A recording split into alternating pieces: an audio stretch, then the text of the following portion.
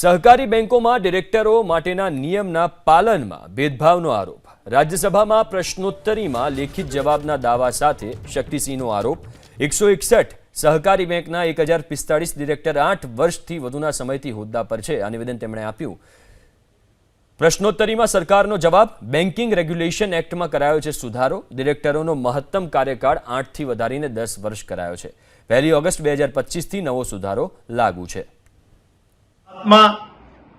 16 મોટી બેંકોમાં 169 ડાયરેક્ટરો અને બીજી 145 સહકારી બેંકોમાં 876 ડાયરેક્ટરો મને આપેલા સરકારના જવાબ મુજબ કાયદાની મર્યાદાથી વધારે સમયથી છે, એમને તાત્કાલિક દૂર કરવા જોઈએ અને કાયદાનું પાલન ભારતીય જનતા પાર્ટીની સરકારે એક સરખું કરાવવું જોઈએ। આ મારી માંગ છે। સહકારી બેંકોમાં ડિરેક્ટરો માટેના નિયમના પાલનમાં ભેદભાવનો આરોપ। રાજ્યસભામાં પ્રશ્નોત્તરીમાં લેખિત જવાબના દાવા સાથે શક્તિસિંહનો આરોપ।